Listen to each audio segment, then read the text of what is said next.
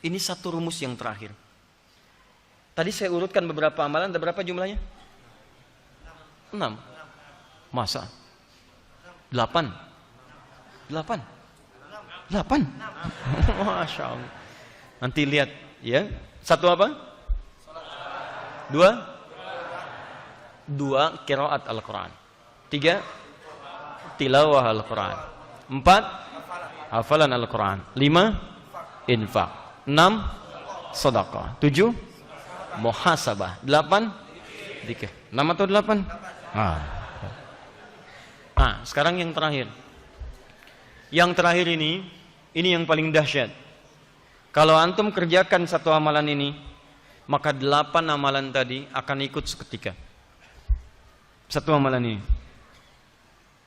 Saya ulang, antum kerjakan satu amalan ini, dan ini adalah penutup dari kajian kita. Antum kerjakan satu amalan ini, maka seluruh amalan yang tadi akan ikut serta di dalamnya. Dan amalan inilah yang disebutkan dalam hadis riwayat An-Nasa'i, Nabi seringkali mendawamkannya. Kana Rasulullah sallallahu alaihi wasallam yasumu tis'an min Dzulhijjah. Adalah Rasulullah sallallahu alaihi wasallam terbiasa menunaikan puasa 9 hari pertama di bulan Dzulhijjah, dan di antara 9 ini ada satu yang spesial nanti. Nah, rumus pertama, kalau antum ingin gabungkan semua amalan tadi, maka coba maksimalkan puasa tanggal 1 sampai dengan 9-nya. Memperbanyak sifatnya. Ini bukan wajib, ini sunnah saja.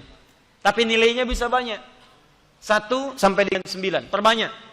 Ya. 1 banyak tidak? Halo? 1 banyak tidak?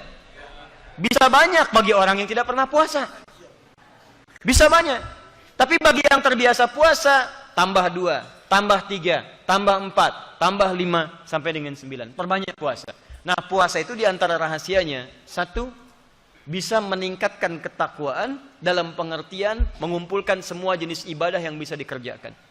Saya sering sampaikan pada Anda, orang puasa itu jangankan sholat fardu, sholat sunnah dikejar-kejar. Beda rasanya kalau sedang puasa lain. Anda tidak puasa, jangankan yang sunnah, ketinggalan fardu masih agak nyantai. Tapi kalau sedang puasa, jangankan yang fardu, ketinggalan sunnah, gelisah Anda. Coba cek saat Ramadan, tarawih itu fardu atau sunnah? Sunnah, tapi kalau Anda belum tarawih, nggak bisa tidur malam. Malam mimpinya dikejar-kejar. Astagfirullah, kenapa Pak dikejar-kejar? Sama siapa? Tarawih. Bangun Anda. Padahal sunnah hukumnya. Rawatib juga begitu. Baca Quran, silakan cek antara puasa dengan tidak puasa lain. Anda tidak puasa, belum tentu ada getaran. Al-Quran bisa dibaca, Al-Quran belum tentu. Tapi saat Anda puasa, Al-Quran bisa menjauh, Al-Quran bisa dekat dengan Anda. Infak. Saat tidak puasa, yang dekat bahkan kasat mata di depan belum tentu diberi. Prit. Sama kayak kemarin ya. Kemarin sama, nggak ngasih, jalan. Tapi saat puasa, yang nggak kelihatan mata, Anda bisa data. Bukankah saat Ramadan kemarin data fakirnya berapa? Miskinnya berapa? Dan sekuat tenaga Anda bagikan itu, berangkat sana, berangkat sini.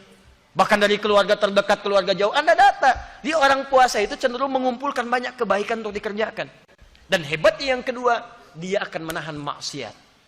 Silahkan cek orang puasa. Pada saat dia puasa, dia akan tahan dirinya untuk tidak berbuat maksiat. Pemarah itu bisa menahan marah saat puasa. Orang yang dusta bisa tidak berdusta saat puasa. Silahkan cek. Sekarang jadwal buka jam 6, setengah 6 dia dimaki-maki. Ya udah, wah, habis tuh satu buku dibaki-maki. Bisa tahan dia. Kenapa nggak dibalas? Habis maghrib, ntar. Habis maghrib.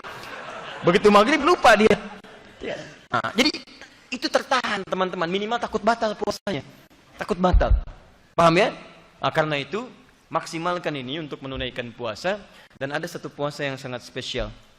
Jika Anda kerjakan itu, maka Anda berpeluang mendapatkan status seperti orang yang menunaikan haji di tanah suci. Ada identik dengan itu. Ada kesamaan dalam sikap sekalipun Anda tidak berhaji. Hanya perbedaannya barangkali kumpulan pahala yang lain.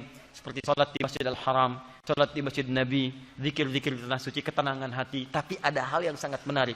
Ketika Anda mengerjakan benar puasa ini, dan besoknya dilakukan seperti orang melontar jumrah di Jamarat, hebatnya kalimatnya sama dengan orang yang melontar jumroh di sana. Begitu melontar kalimatnya A, saat di sini dikerjakan kalimatnya pun A. Dan ini hanya dikerjakan oleh kalangan yang spesial saja. Tapi spesial ini bukan ingin mengkhususkan seseorang, tapi ingin menyentuh setiap orang untuk menjadi bagian dari orang-orang spesial itu. Nah, apakah puasa itu? Inilah teman-teman sekalian yang akan kita bahas di pertemuan yang akan datang. Ya, persis dengan turunannya. Saya akan langsung contohkan di kitabnya. Ini nanti saya akan bawa lagi pekan depan. Ini kitab Sahih Muslim. Ya, ini nanti ada di halaman 153, jilid yang ke-7. Ya, posisi paling kanan sebelah atas. Tapi saya bawa ini. Karena kadang-kadang kalau saya bacakan, kadang orang nggak percaya. Katanya di kitab hadis, katanya di toko ini. Kok kami beli tidak sama isinya? Mungkin Anda yang tidak bisa baca hadisnya. Ya, baik. Nah, makanya nanti kita bawakan, kemudian kita bacakan. Lalu ada beberapa hal yang boleh jadi salah paham di masyarakat, nanti kita akan luruskan. Ya, sebagai contoh misalnya ini ada bahasa Indonesianya. Ya, ini di copy dan tersebar. Ya, saya tutup saja seperti ini. Ini bahasa Indonesia, ya, teman-teman sekalian. Di sini, ini terjemahan dari bab yang di sini. Cuma cara menerjemahkannya salah, keliru, dan cenderung menyebar di masyarakat. Ya, penulisnya tidak seperti itu. Penulisnya benar, karena penulisnya nggak bisa bahasa Indonesia. Penulisnya orang Arab. Cuman ketika diterjemahkan salah terjemah. Ketika salah terjemah salah amalan. Dan itu sangat berbahaya. Apa salah amalannya? Pekan depan.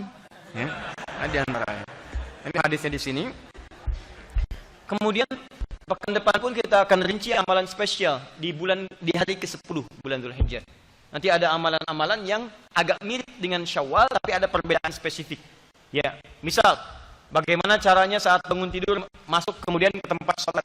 Apakah boleh makan dulu atau misalnya tahan lapar dulu? Bagaimana cara menunaikan Idul Adha? Seperti apa gambaran yang baiknya? Bagaimana cara menyembelih? Hewan apa yang harus disembelih dan seterusnya? Kita akan bahas di pertemuan yang berikutnya. Cuma barangkali ini kami kumpulkan di sini. Ini bukunya ringkas, padat, tapi insya Allah isinya bermanfaat. Ya, karena di sini menghimpun nanti persoalan-persoalan seputar Idul Adha, amalan-amalan dan hikmahnya. Dan ini sudah pernah kami cetak, kami bagikan juga. Ya, kami bagikan gratis bahkan untuk didapatkan. Tapi saya mohon maaf, ini karena saya baru teringat dan kami akan menunaikan ibadah haji, jadi belum ada kesempatan untuk mencetak sekarang. Coba dirujuk kembali, karena itu nanti isinya kami ajarkan dulu pekan depan, supaya dengan pengajaran itu insya Allah, walaupun barangkali belum mendapatkan bukunya, tapi isinya sudah didapatkan dalam kehidupan kita sebagai bimbingan. Sepakat sampai sini? Kan tinggal sepakat saja ya, saya nerangkan kan, dan sebagainya.